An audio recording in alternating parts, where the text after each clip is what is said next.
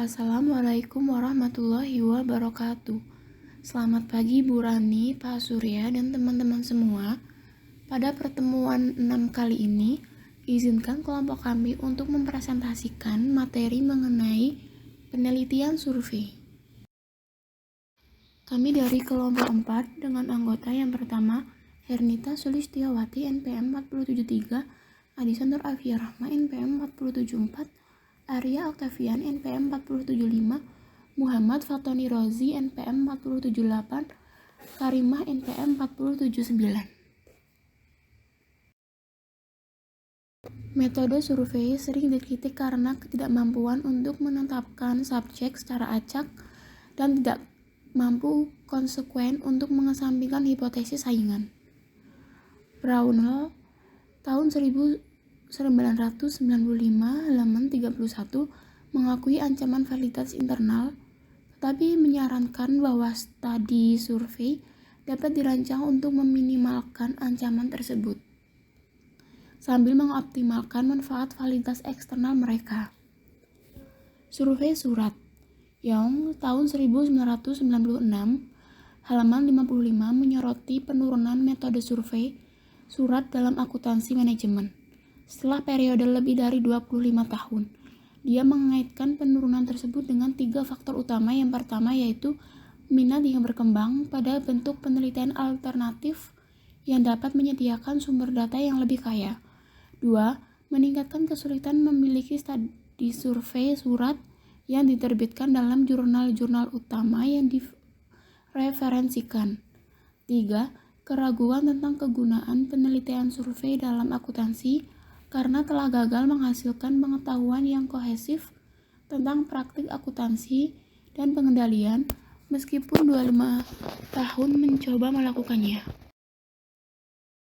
Analisis yang tentang studi survei surat yang diterbitkan dalam jurnal-jurnal besar, Accounting Review, Accounting Organization and Society, Journal of Management Accounting Research and Behavioral Research in Accounting selama periode tahun 1985 sampai 1994 mengidentifikasi sejumlah kesulitan umum. Yang pertama, populasi sasaran rendah.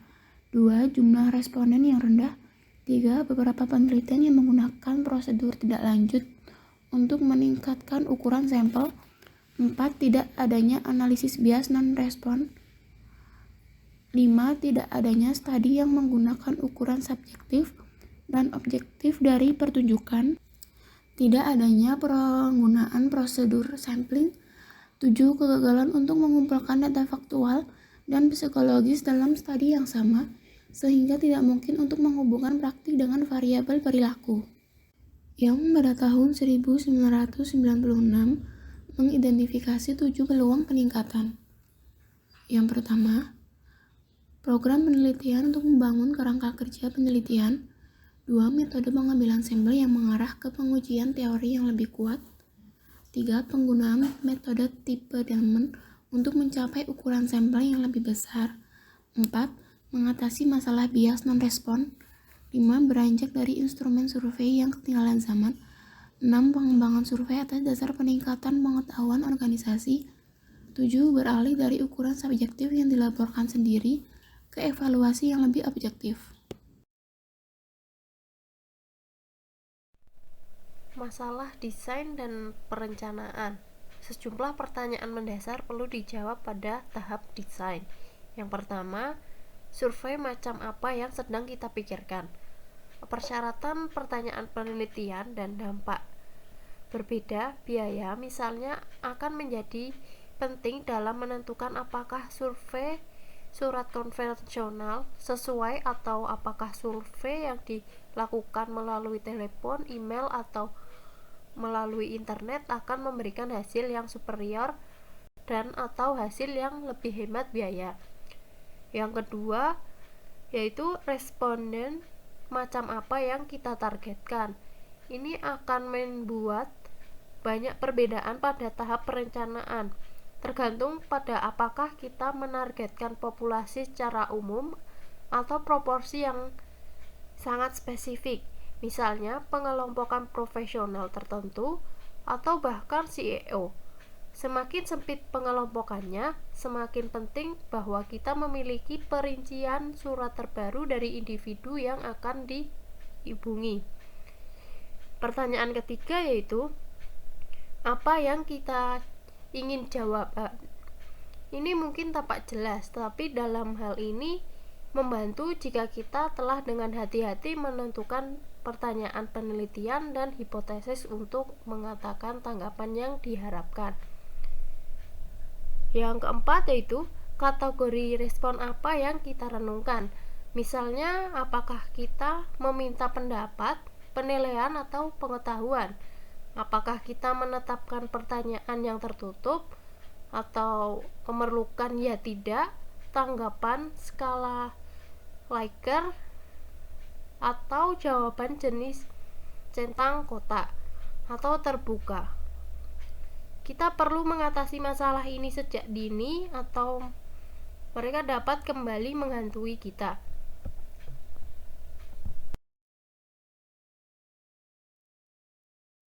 Selanjutnya pertanyaan yang kelima yaitu urutan pertanyaan apa yang harus kita kejar.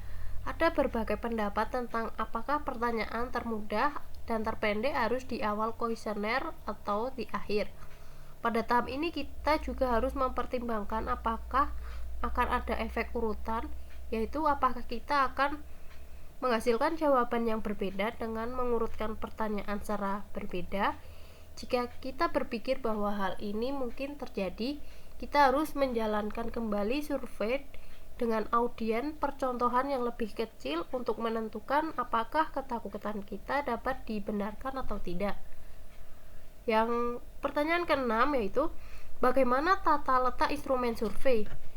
Sebagian besar penulis setuju bahwa survei tidak boleh terlalu panjang, tetapi yang lebih penting, survei harus dibuat menarik dan relevan dengan audiens sasaran.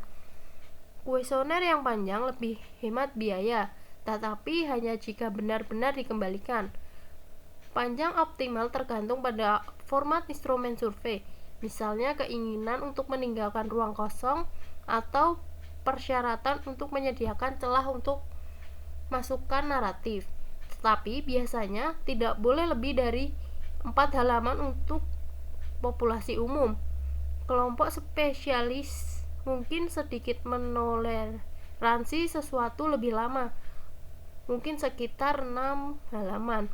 Mempertahankan minat dan motivasi berarti responden tipikal harus dapat menyelesaikan instrumen dalam waktu kurang dari 20 menit. Pertanyaan yang keempat yaitu bagaimana kita memilih sampel. Ini penting dan merupakan kelemahan dari banyak makalah, di mana isu-isu tersebut nampaknya telah diabaikan. Mungkin karena mereka tidak ditangani secara memadai sejak awal. Ada beberapa pertimbangan utama. Apakah kita mengetahui urutan populasi dan unsur-unsur penyusunnya dalam banyak proyek penelitian akuntansi? Jawaban atas pertanyaan ini adalah tidak. Akibat metode ilmiah pemilihan sampel dihalangi, dan kita perlu menarik sampel oportunistik atau kenyamanan yang begitu umum dalam literatur, meskipun mereka mungkin didandani atau terlihat seperti sesuatu yang lebih sistematis.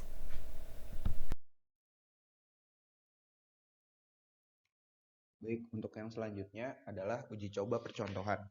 Coba instrumen survei yang intensif dapat menunjukkan bahwa instrumen tersebut menghasilkan tanggapan yang diperlukan dari audiens. Isu-isu yang akan muncul antara lain yang pertama, pertanyaan harus jelas, sederhana, dan mudah dipahami. Yang kedua, pertanyaan dan surat pengantar harus ditujukan kepada responden yang relevan dan tepat sasaran. Selanjutnya, pemilihan kata yang hati-hati, lalu responden harus memiliki pengetahuan dan keterampilan dalam menjawab pertanyaan. Yang selanjutnya, pertanyaan yang tidak menemukan hasil jawaban bisa dihilangkan. Dan yang terakhir, perhatian terhadap waktu yang diambil oleh responden dalam percontohan. Dalam menyelesaikan survei harus memberikan indikasi awal apakah pertanyaan individu, seluruh bagian, atau dicari yang perlu dipangkas. Untuk yang selanjutnya adalah pengumpulan data. Yang pertama, sebuah milis yang relevan dan up to date itu sangat penting. Dalam pengembangan milis sendiri, dari awal sangat memakan waktu dan tenaga. Ini juga merupakan keterlibatan berkelanjutan karena kewaspadaan harus dilakukan dalam pemeliharaan milis. Tidak ada yang mungkin untuk menyebabkan lebih banyak kekhawatiran di antara penerima survei daripada jika salah satu survei yang disebutkan atau di data itu menghilang. Yang selanjutnya, survei harus menargetkan responden tertentu yang disebutkan nama. Survei harus ditargetkan dengan nama, posisi, dan jika ada keraguan dalam hal ini, maka harus dikonfirmasi terlebih dahulu. Yang ketiga, dalam merekam jawaban itu harus ditetapkan dengan media secara maksimal. Selanjutnya, memberi feedback pada responden. Karena bagaimanapun, surat terima kasih kepada responden adalah sopan santun yang baik untuk meningkatkan keinginan dalam melanjutkan penelitian. Yang selanjutnya, perencanaan organisasi. Digunakan untuk memudahkan penginputan data. Yang terakhir, masalah non-respon.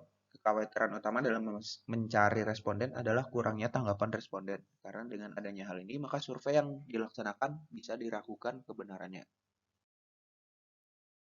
Baik, selanjutnya saya yang akan menjelaskan. Illman 1978, Total Design Method atau TDM, memberikan perhatian khusus pada alasan non-response. Yang pertama, alamat salah di tempat pertama atau perangko yang salah terlampir mengakibatkan tidak terkirim. Yang kedua, surat yang belum dibuka dibuang karena terlalu mirip dengan surat edaran atau surat sampah lainnya. Yang ketiga, pengiriman ditunjukkan kepada orang yang tidak pantas, yang gagal meneruskannya dengan tepat. Yang keempat, tidak ada motivasi untuk menyelesaikan survei saat dibuka, jadi dibuang. Yang kelima, penerima tidak dapat memahami petunjuk penyelesaian dan atau isi survei. Yang keenam, instrumen survei sementara ditinggalkan karena tekanan waktu. Yang ketujuh, alamat pengembalian yang salah tempat, sehingga meskipun sudah diisi, instrumen survei tidak dikembalikan. Dia menangani setiap masalah ini dengan memastikan bahwa instrumen tersebut benar, bahwa itu mencapai orang yang tepat, dan bahwa insentif untuk penyelesaian, hadiah atau imbalan uang disediakan. Dia juga melembagakan serangkaian tindak lanjut yang terperinci. Yang pertama, 1 minggu setelah survei awal, dengan kartu pos pengingat, beberapa peneliti menyarankan bahwa pengingat pertama ini harus dikirim segera setelah 3 hari setelah pengiriman asli. Yang kedua, 3 minggu setelah pengiriman awal, surat pengantar dan kuesioner baru. Yang ketiga, 7 minggu setelah pengiriman pertama, surat pengantar ketiga dan kuesioner. Seluruh proses survei jauh lebih lama dan lebih mahal daripada yang biasanya kita renungkan sebagai hasilnya. Tapi, Dillman bisa menunjukkan ke tingkat tanggapannya sebagai balasan. Selanjutnya saya akan menjelaskan tentang kesalahan pengukuran. Andrew 1984 menetapkan 3 jenis kesalahan pengukuran. Yang pertama bias, acak kesalahan, dan kesalahan yang berkorelasi. Dia menyarankan bahwa desain yang lebih baik akan membantu mengatasi efek paling serius dari kesalahan ini, termasuk penggunaan kategori skala jawaban sebanyak mungkin, konsisten dengan hemat dan panjang survei. Yang kedua, opsi tidak tahu jika sesuai. Yang ketiga, menjaga jumlah item yang dikelompokkan bersama. Yang keempat, penggunaan pertanyaan skala komparatif jika memungkinkan untuk memberikan dasar penilaian eksplisit. Yang kelima, penggunaan skala penilaian linear dengan hanya kategori ekstrim yang diberi label. Yang keenam, perhatikan panjang pengantar dan pertanyaan. Disarankan antara 16 dan 24 kata untuk yang pertama dan lebih dari 16 kata untuk yang terakhir. Yang ketujuh, memposisikan pertanyaan yang mudah dan kurang penting di awal dan akhir kuesioner. Selanjutnya, saya akan menjelaskan tentang ukuran keandalan. Jika ingin menarik kesimpulan yang valid tentang hubungan yang sedang diselidiki, penting bahwa ukuran variabel dapat diandalkan dan valid. timbangan multi-item lebih disukai daripada skala item tunggal karena dua alasan utama. Yang pertama, banyak konstruksi mewakili konsep yang kompleks. Yang kedua, sejumlah item terkait dapat meningkatkan validitas. Lalu, ada beberapa metode yang umum digunakan untuk mengukur keandalan. Yang pertama, uji ulang koefisien keandalan. Yang kedua, koefisien keandalan split half. Dan yang ketiga, koefisien alpha Cronbach. Selanjutnya saya akan menjelaskan tentang metode wawancara. Wawancara itu ada 3 macam. Yang pertama, wawancara terstruktur. Ini adalah format yang paling mirip dengan kuesioner surat yang diisi sendiri. Peluang bias pewawancara dibatasi dengan mencari konteks umum. Pertanyaan yang sama, dalam urutan yang sama, dengan isyarat dan petunjuk yang sama diizinkan, dan semuanya dalam kerangka pertanyaan tertutup yang spesifik. Yang kedua, yaitu wawancara semi terstruktur. Format ini memungkinkan serangkaian pertanyaan untuk diajukan, tapi tidak dalam urutan yang pasti. Pertanyaan tambahan juga dapat diajukan sesuai keinginan wawancara untuk memeriksa masalah terkait yang muncul selama wawancara. Yang ketiga, ada wawancara tidak terstruktur. Format ini dimulai dengan serangkaian topik untuk diskusi, bukan pertanyaan spesifik untuk ditanyakan. Ini dapat berkembang menjadi percakapan terarah dengan pewawancara dapat mengadopsi pendekatan bebas roda selama topik yang diperlukan tercakup. Masih terkait dengan metode wawancara, beberapa bidang yang menjadi perhatian mungkin muncul yang dapat menyebabkan hasil dari proses wawancara itu dipertanyakan. Yang pertama, pertanyaan dengan kata-kata yang buruk dapat menyebabkan kebingungan atau kesalahpahaman di antara orang-orang yang diwawancarai. Ada kemungkinan bahwa pewawancara dan orang yang diwawancarai memiliki interpretasi yang berbeda dari istilah yang digunakan atau penekanan yang diberikan kepada mereka, perpanjangan dari jenis masalah pengukuran makna yang diangkat dalam literatur akuntansi oleh Hodgson. Kemudian yang kedua, masalah memori di antara orang yang diwawancarai dapat membuat tanggapan instan tidak bertanggung jawab. Ini terkait dengan pertanyaan yang terlalu menuntut untuk mode investigasi ini. Yang ketiga, pertanyaan mungkin diajukan dengan cara yang tidak konsisten atau pewawancara tertentu mungkin berperilaku berbeda dari waktu ke waktu di antara responden. Perbedaan yang signifikan mungkin ada di antara pewawancara meskipun ada tingkat pelatihan, pedoman, dan standarisasi pertanyaan. Yang keempat, masalah mungkin timbul dalam pencatatan dan pemrosesan tanggapan. Hal ini terjadi terutama dengan pertanyaan terbuka, di mana pewawancara mungkin salah menafsirkan atau memperindah tanggapan dalam rangka menyalin apa yang telah dikatakan dengan tergesa-gesa. Kemudian yang terakhir, bias non-tanggapan dapat muncul, seperti halnya dengan survei surat, tetapi penolakan diperarah oleh ketidakhadiran. Persyaratan tatap muka mungkin memerlukan panggilan balik yang sering atau analog dengan surat pengingat, dan keberhasilannya mungkin bergantung pada jenis kelamin, aturan berpakaian, dan sikap wawancara yang tidak mengancam. Beberapa kode etik bahkan akan bersikeras bahwa orang yang diwawancarai akan menandatangani penyelesaian wawancara untuk memverifikasi isi tanggapan. Poin-poin khusus yang harus ditangani meliputi 1. Pewawancara harus dengan jelas mengidentifikasi diri mereka, status mereka, siapa yang mereka wakili, dan tujuan dari wawancara. Yang kedua, orang yang diwawancarai harus menyadari bagaimana dan mengapa mereka dipilih untuk ikut. Yang ketiga, kerahasiaan dan anonimitas tanggapan harus ditekankan. Partisipasi sukarela sangat penting, sehingga orang yang diwawancarai bebas untuk menarik kerjasama mereka setiap saat. Dan yang keempat, harus ada kesempatan bagi orang yang diwawancarai untuk mengajukan pertanyaan kepada pewawancara. Pewawancara perlu berhati-hati di sini, karena jika mereka lengah, mereka dapat dibujuk untuk mengungkapkan pertanyaan penelitian yang sedang diperiksa. Pengungkapan tersebut dapat mengancam validitas tanggapan dari orang yang diwawancarai berikutnya. Dari pembahasan di atas dapat dilihat bahwa survei yang dirancang dengan baik memungkinkan hubungan antara variabel-variabel yang menarik untuk dipelajari secara ketat.